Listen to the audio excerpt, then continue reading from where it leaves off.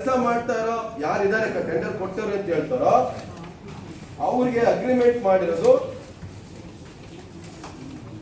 ಇದೇ ಕೋನಪ್ಪ ರೆಡ್ಡಿ ಅವರು ಪಕ್ಕದಲ್ಲಿ ಕೂತಿದ್ರು. ನಾನು ಅದಕ್ಕೆ ಒಂದು ಮಾತು ಹೇಳ್ತೀನಿ, ನಮ್ಮ ಹಳ್ಳಿಯಲ್ಲಿ ಹೇಳ್ತಾರೆ ಕಂಕ್ಲರ್ ಕೂಸ್ ಮಾಡಿಕ ಊರೆಲ್ಲ ಹುಡ್ಕಾಡಿದ್ರು ಅಂತ.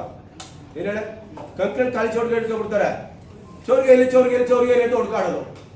ನಾನು ಮೂಲ ಗ್ರಾಮೀಣ ಪ್ರದೇಶದಿಂದ ಬಂದಿರೋದು ಆಗಿ ಮಾತಾಡ್ತೀನಿ.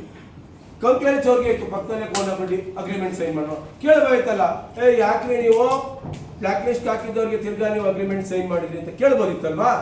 ಯಾಕೆ ಕೇಳಿಲ್ಲ? 196 ಏನು ಫೇಕ್ ಬಿಜಿ ಅವ್ರಿಗೆ ಅಡ್ವಾನ್ಸ್ ಕೊಟ್ರಿ, ಅದು ಅಲಿಗೇಷನ್ ಮಾನ್ಯ ಉಮಾಪತಿ ಅವ್ರ ಮೇಲಿದೆ, ಅದು ಸುಧಾ. ಇದೇ ಕೋನಪ್ಪ ರೆಡ್ಡಿ ಅವರು ಅಕ್ಟೋಬರ್ ತಿಂಗಳು 2025 ಸಹಕಾರ ಮಹಾಮಂಡಳಿಗೆ ಹೋಗ್ಬಿಟ್ಟು ಆ ಸಂದರ್ಭದಲ್ಲಿ ನಮ್ಮ ಟೀಮಲ್ಲಿ ಇರ್ತಾರೆ ಉಮಾಪತಿ ಅವರು, ನಾವೆಲ್ಲ ಅಪೋಸಿಟ್, ಇಲ್ಲಿ ಗೊತ್ತಲ್ಲ ಆಡಳಿತ ವಿರೋಧ ಪಕ್ಷ ಆ ಕಡೆ ಇರ್ತಾರೆ.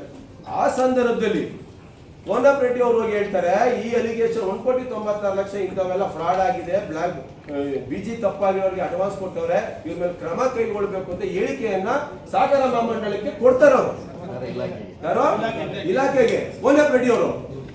ಆ ಒಂದು ದೂರಿನ ಅನ್ವಯ ಈಗ ಮೊನ್ನೆ ಮಾರ್ಚ್ ಅಲ್ಲಿ ಸಹಕಾರ ಮಹಾಮಂಡಳದವರು 196 ಕೊಟ್ಟಿರೋದು ತಪ್ಪು, ಇದು ತಪ್ಪಾಗಿದೆ, ಇವ್ರ ಮೇಲೆ ಕ್ರಮ ಕೈಗೊಳ್ಳಿ ಅಂತ ಹೇಳ್ತಾರೆ. ಮೊನ್ನೆ ಅವತ್ತು ರಾಜಾರೋಷವಾಗಿ ಸಿನಿಮಾ ಡೈಲಾಗ್ ಎಲ್ಲ ಹೊಡೆದ್ರಲ್ಲ, 196 ನಾನು ಅಡ್ವಾನ್ಸ್ ನನ್ನ ಮೇಲೆ ನೋಟಿಸ್ ಕೊಟ್ಟವ್ರೆ ಅಂತ ಕಾರಣಕರ್ತರು ಪಕ್ಕದಲ್ಲಿ ಇದ್ದವರು. ಇಲ್ಲಿ ಏನಾಗಿದೆ ಅಂದ್ರೆ ಒಂಥರ ಈ ಕಳ್ಳ ಪೊಲೀಸ್ ಆಟ ತರ ಆಗುತ್ತೆ. ಒಂದ್ಸಲ ಈ ಕಡೆ ಹೋಗೋದು ಅವ್ರು ಸರಿ ಅನ್ನೋದು, ಒಂದ್ಸಲ ಈ ಕಡೆ ಬರೋದು ಇವ್ರು ಸರಿ ಅನ್ನೋದು, ಕೊನೆಗೆಲ್ಲ ಒಂದ್ ಕಡೆ ಸೇರ್ಕೊಳ್ಳೋದು. ಸೊ ಇಲ್ಲಿ ಅವ್ರ ಅಲಿಗೇಷನ್ 196 ಫೇಕ್, ಅದು ಕೋನಪ್ಪ ರೆಡ್ಡಿ ಕಾರಣ. ಫೇಕ್ ಕೊಟ್ಟವ್ರೆ, ಕ್ರಮ ಕೈಗೊಳ್ಳಿ ಅಂತ ಹೋಗಿ ಅಲ್ಲಿಂದ ಆದೇಶ ಬಂತು, ಅದಕ್ಕೆ ನಾವು ನೋಟಿಸ್ ಕೊಟ್ಟಿದ್ದೀವಿ, ಏನು ಕ್ರಮ ಕೈಗೊಳ್ಳಿ ಅಂತ ಸಹಕಾರ ಮಂಡಳಿಯವರು ಹೇಳೋರು. ನೋಟಿಸ್ ಕೊಟ್ಟ ಮೇಲೆ ಅವರು ಕೋರ್ಟ್ ಹೋಗಿ ಸ್ಟೇ ತಗೊಬಂದ್ರು.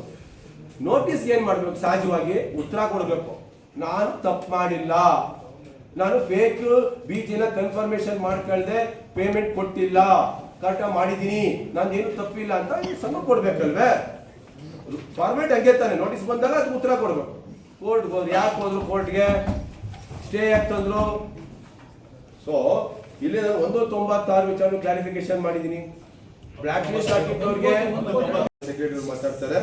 4ನೇದು 5ನೇ ಅಲಿಗೇಷನ್ 11.5 ಲಕ್ಷ ರೂಪಾಯಿ ದುಡ್ಡಿನ ವಿಚಾರವಾಗಿ ಲಾಯರ್ಗೆ ಫೀಸ್ ಕೊಟ್ಟಿರೋದು. ಇದರಲ್ಲಿ ನಾವು ಹೇಳ್ತೀವಿ ಅವ್ರಿಗೆ, ಇದು ಕೊಟ್ಟಿರೋದು ತಪ್ಪು, 11.5 ಲಕ್ಷ ಲಾಯರ್ಗೆ ಫೀಸ್ ಕೊಟ್ಟಿರೋದು ಅಂತ. ಅವತ್ತು ಇಲ್ಲಿ ನಡೆದಂತ ಕಾರ್ಯಕಾರಿ ಸಮಿತಿ ಅಥವಾ ಕಾರ್ಯಕಾರಿ ಸಮಿತಿ ವಿಡಿಯೋ ಕಾನ್ಫರೆನ್ಸ್ ಮೀಟಿಂಗ್ ಅವಿಶ್ವಾಸ ನಿರ್ಣಯ ಸಂದರ್ಭದಲ್ಲಿ ಅವ್ರು ಹೇಳ್ತಾರೆ, ಈ ಏನು 11.5 ಲಕ್ಷ ಕೊಟ್ಟಿರೋದು ತಪ್ಪು ಅಂತ ಕಂಡು ಬಂದ್ರೆ ನಾನು ಕೈಯಿಂದ ಕೊಡ್ತೀನಿ ಅಂತ ಉಮಾಪತಿ ಅವರು ಹೇಳ್ತಾರೆ. ಇಲ್ಲಿ ರೆಕಾರ್ಡ್ ಆಗಿದೆ, ಇದು ಆನ್ ರೆಕಾರ್ಡ್, ಇವೆಲ್ಲ ನಾನು ಮಾತಾಡ್ತಾ ಇರೋದು. ಇವಾಗ ಈ 11.5 ಲಕ್ಷದ ವಿಚಾರಕ್ಕೂ ಕೋನಪ್ಪ ರೆಡ್ಡಿ ಅವರೇ ಹೋಗಿ ಅಲ್ಲಿ ವರದಿ ಕೊಡಿ ಸಹಕಾರ ಮಹಾಮಂಡಳಿ ದೂರು ಕೊಟ್ಟಿದ್ದು, ಏನು ಇವರು 11.5 ಲಕ್ಷ ಕೊಟ್ಬಿಟ್ಟವ್ರೆ, ತಪ್ಪಾಗಿ ಲಾಯರ್ ಫೀಸ್ ಕೊಟ್ಟವ್ರೆ ಅಂತ. ಅದಕ್ಕೂ ಸಹಕಾರ ಮಂಡಳದವ್ರು ಏನ್ ಹೇಳಿರೋದು, 11.5 ಲಕ್ಷ ಕೊಟ್ಟಿರೋದು ತಪ್ಪು, ಇದು ವಸೂಲಿ ಮಾಡಬೇಕು ಅಂತ ಕೊಟ್ರು. ಈಗ ಯಾರು ಕಟ್ಬೇಕು? 11.5 ಲಕ್ಷ ತಪ್ಪು ಅಂದ್ಮೇಲೆ ನಾ ಕಟ್ತೀನಿ ಅನ್ನೋರು ಕಟ್ಟಬೇಕು. ಈ ರೀತಿಯಾಗಿ ಇನ್ನು ಊಟದ ವಿಚಾರವಾಗಿ ಒಂದು ಗಂಭೀರವಾದ ಊಟದ ವಿಚಾರ ಹೇಳ್ಬಿಡ್ತೀನಿ. ನಾನು ಮೈಸೂರಿಂದ ಬಂದಿದ್ದೀನಿ, ಇವರು ಶಿವಮೊಗ್ಗದಿಂದ ಬಂದಿದ್ದಾರೆ, ಅವರು ಹಾಸನದಿಂದ ಬಂದಿದ್ದಾರೆ, ಬಹಳ ದೂರದಿಂದ ಈಗ ಬಂದಿದ್ದಾರೆ, ಮಂಡ್ಯದಲ್ಲಿದ್ದಾರೆ. ನಾವು ರೈತಾಪಿ ಕುಟುಂಬ ವರ್ಗದವರು. ನನ್ನನ್ನು ಅರಸಿ ನನ್ನ ಗ್ರಾಮದಿಂದ ನಮ್ಮೂರಿಂದ ಯಾರೋ ಬಂದಾಗ ಒಂದು ತುತ್ತು ಅನ್ನ ಹಾಕ್ಬೇಕು ನಾವು, ಅದು ನಮ್ಮ ಒಕ್ಕಲಿಗ ಸಮುದಾಯದ ಧರ್ಮ. ಆ ಧರ್ಮ ಪಾಲಿಸ್ಕೊಂಡು ಬಂದಿರೋರು ನಾವು. ಅವ್ರು ಹೇಳ್ತಾರೆ, ಅದು ನಾವು BIT ಹಾಸ್ಟೆಲ್, ನಮ್ಮ ಹಾಸ್ಟೆಲ್ಲೇ ಊಟ ತರಿಸೋದು. ಅವ್ರಿಗೆ ನನಗೆ ಅನಿಸ್ತದೆ, ಅವ್ರಿಗೆ ಮಾಹಿತಿ ಕೊರತೆ ಇರ್ಬೇಕಪ್ಪ. ಏನು ಅದಕ್ಕೊಂದು ಗಾದೆ ಹೇಳ್ತಾರೆ ನಮ್ಮ ಮನೋಶಾಸ್ತ್ರ ಸೈಕಾಲಜಿಲಿ, ವಾಟ್ ಐ ಆಮ್, ನಾವು ಅದನ್ನ ಇನ್ನೊಬ್ರಿಗೆ ಹೇಳ್ತೀವಿ, ನೀನಿದು ನೀನಿದು ನೀನಿದು. ನಾನು ಅವೆಲ್ಲ ಬ್ಯಾಡ್ ವರ್ಡ್ಸ್, ಅಸಂವಿಧಾನಿಕ ಪದ ಉಪಯೋಗಿಸೋದು